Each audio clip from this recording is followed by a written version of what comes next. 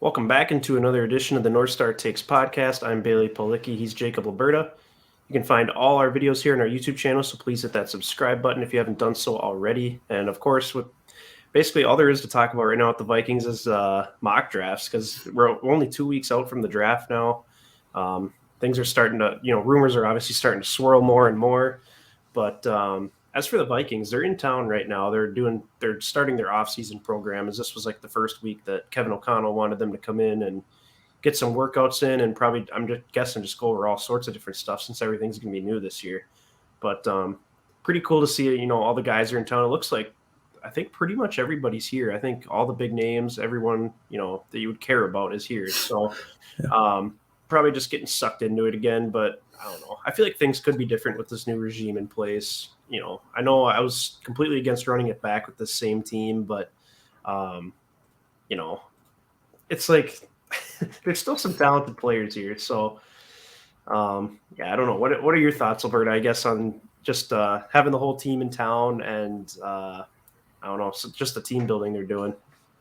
Yeah, no, it's great. Everybody showing up or has shown up for these off-season workouts here at the beginning here in April and going to this Wolves game. I think that's great for team bonding and team building and culture building, as everybody likes to say these days. But at the same time, I guess I'm so invested in the Wolves. I haven't been as hyped about the draft coming up here as I usually am. I think I don't know what it's like to be invested in my NBA team this late in the year. So I guess I haven't really thought much about the Vikings, but like you said, I'm excited to give this regime, this group a chance and see what they can do, because you never know. But at the same time, like I didn't necessarily agree with it last month, and maybe that's why I kind of turned off on it for now. But I'll rev myself back in due time. Probably once this Wolf season ends. But for sure, I'm kind of with you though. Like I haven't done as many reading of mock drafts and all that stuff this year, just because there's been so much else going on with the Wolves, as you mentioned, and the Wild. Yeah. And those teams, barring if one of them goes on a run, they could potentially get us to June. You're only like a month and a half away from, or 2 months away from training camp at that point. So it's nice. But yeah, I agree. I think the hype for the Vikings will pick up as training camp rolls around, like it always does. So exactly, there's just not a whole lot going on right now. Yeah. Exactly, and it is the slow point of the off season. So let's jump into a mock draft here, Liberta. Yeah. And how do you feel about doing a full 7-rounder this time? Sure, let's do it.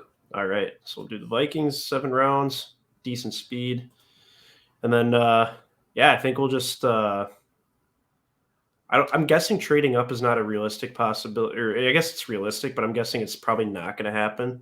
Probably not, no. So I say we just get to 12. We'll kind of look at who's been off the board, and then we can evaluate some potential trades and stuff like that. So sure. Sauce going 2 to the Lions. That just seems very high to draft a corner. That's really rich. All right, so not a whole lot of surprises. I mean, I'd be glad if the Jets took Drake London. Yeah, me too. Get rid of that temptation. But I'd say pretty much everyone else, it makes sense that they're drafted this high. So, So what do you think? We're sitting here at 12. Trent McDuffie is still on the board. Garrett Wilson from Ohio State is extremely tempting. Jameson Williams, Chris Olave. So, I mean, there's 3 receivers still sitting there. Yeah. Jermaine Johnson, Andrew Booth, Traylon Burks, Zion Johnson. Like, there's a lot of players that you could, imagine the Vikings taking here, even like a Devontae Wyatt or Linderbaum or something. So, do you want to look at some of these trade possibilities? Sure. Yeah, let's see who's interested in our pick. So Philly is interested. We'd only have to slide back 3 spots. Okay. What could we pick up in a trade with them, you think? So we got to include 12 and 15. Yep.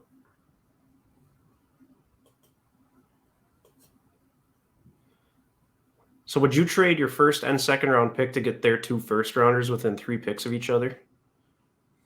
Yeah, I think I would. I feel like that would be an easier choice, I'd imagine. I mean, 2 first-round picks with 5 years of team control, albeit it just depends how you feel about your finances, because I know it's going to cost more. The if you have two Yeah. first-round picks instead of having that second. But at the same time, like the value is going to be much better having obviously the higher you pick. But Right.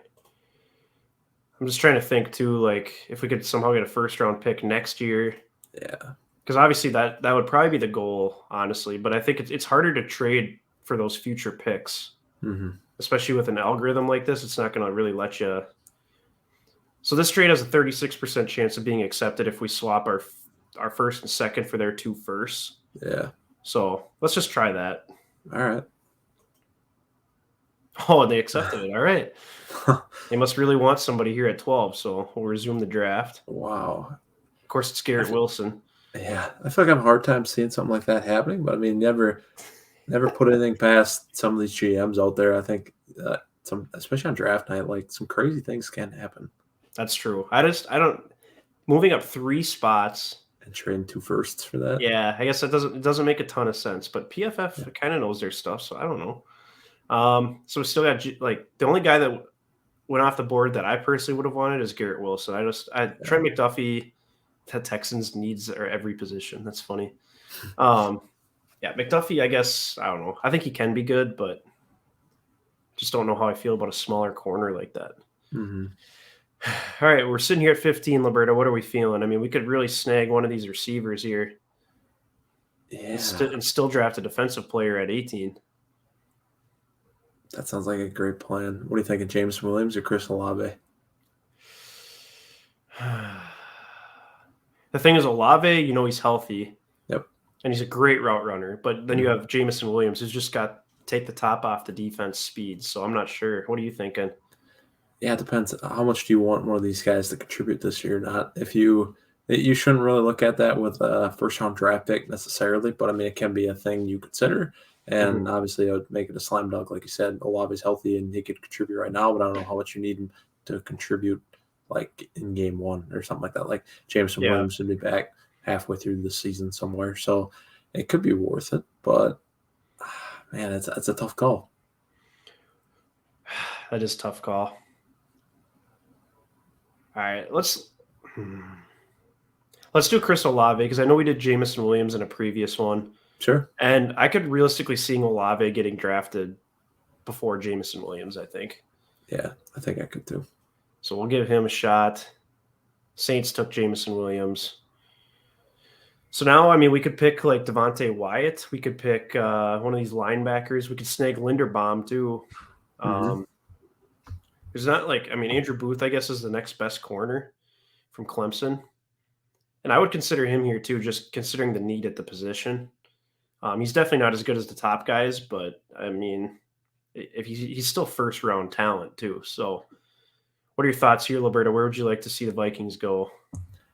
I'm kind of feeling maybe scroll down there for a little bit more. Kind of feeling a Booth here, but how about you? Yeah, I'd say in this spot, I'd pick either Jermaine Johnson or Andrew Booth because PFF has Jermaine Johnson a lot lower than a lot of other places do.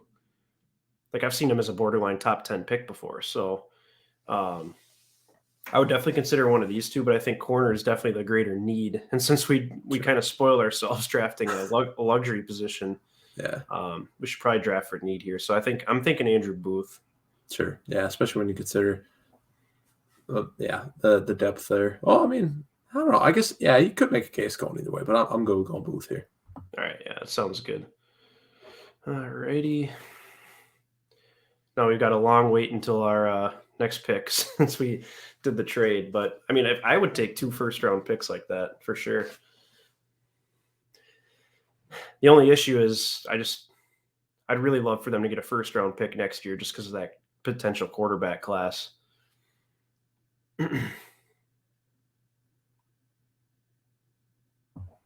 Yeah, honestly, I would. Man, having 2 first-rounders in the teens this year, that'd be quite a spicy way to start Kwesi's tenure as the GM in his first draft. Exactly. Man. But like you mentioned, though, I don't know how realistic that trade really is. Trading up 3 spots, but giving up also your other first-round pick and getting the second-rounder in return. Yeah, I don't know. So we got flying off the board right now. All sorts of guys. Yeah. Calvin Austin. Okay. So Dylan Parham, who is, I think, a popular pick at this spot. I've done quite a few mocks, and he's always been available here. Mm-hmm. See, looking at the second round here. This Logan Hall from Houston's kind of intriguing. I've seen people kind of hyping him up lately. Mm-hmm. Christian Watson goes to the Bears. So. Desmond Ridder to the Seahawks. Pickett went to the Texans in the second round. Boye Mafe to the Lions. All right, so we got Dylan Parham on the board. John Mechie sitting there. Daniel Falele. Cole Strange, who's getting a ton of hype out of Chattanooga. Yeah. I think this is a good spot to pick an offensive lineman here. I think for sure. Yeah, it just depends who you favor between Parham and that Strange. I know. I'm kind of curious. Let's see. Parham is 6'3", 311, so it's pretty good size. Mm-hmm. See Cole Strange here. 6'5", 307. Whoa. So he's not quite as heavy, but got a little bit more reach to him. He does. Yeah. Maybe let's take a chance on a guy like Cole Strange. Sure. Yeah, you never know. Some of those guys can turn into the best players. That's true. And a lot of it's going to be scheme fit as well, I think. For sure. So, all right, now we got to wait a long while again since we don't have a fourth round pick this year. I know. I wonder what this board will look like. Yeah, I wonder what this board will look like when we get into that fifth round. Because obviously, every time we do this, it changes drastically just because guys are moving up and down the board every week just because of the hype, whether it's real or not, that you're going to end up with just a completely different variety sometimes. Right. What kind of position do you think we're targeting next? I feel like you almost got to go back to defense. Just keep building depth. Maybe an edge rusher or something? Yeah, exactly. Yeah. Edge rusher, defensive tackle, I'd be okay with here. You could probably talk me into another defensive back as well. Mm-hmm.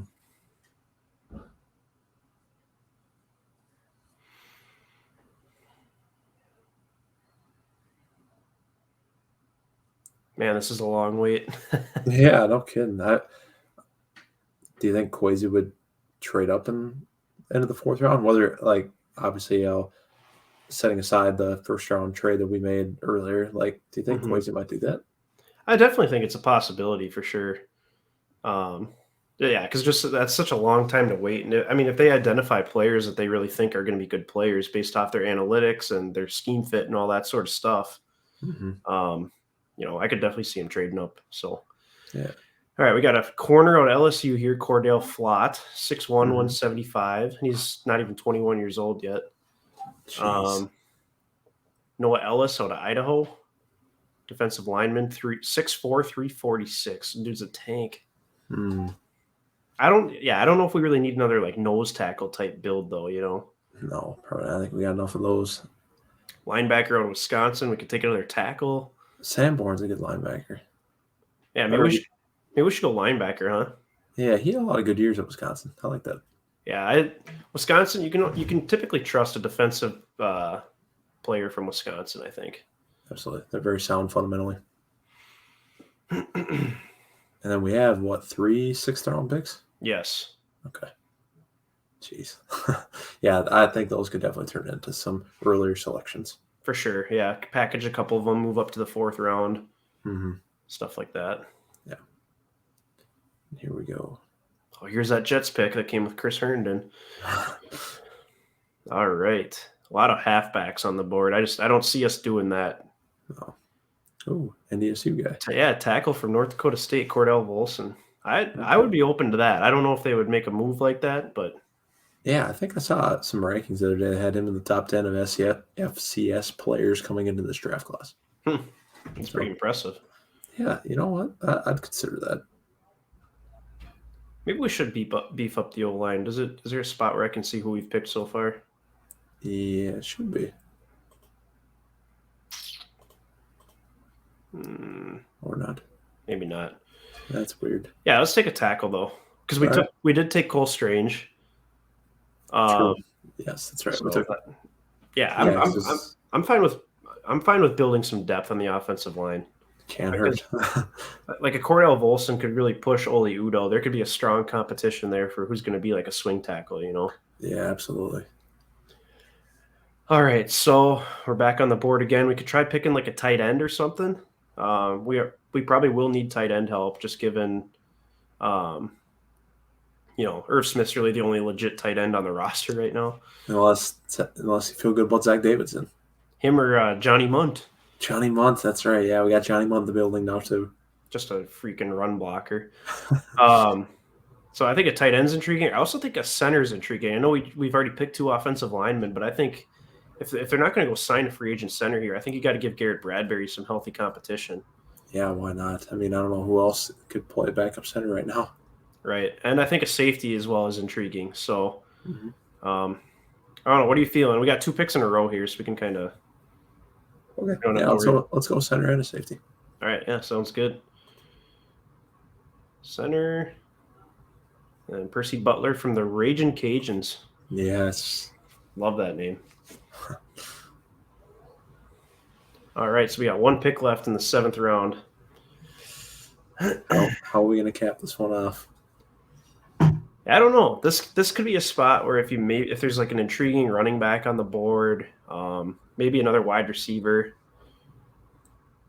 I think this is kind of a spot where you can kind of just pick someone that's got super intriguing, physical traits that you could go from there, I guess. But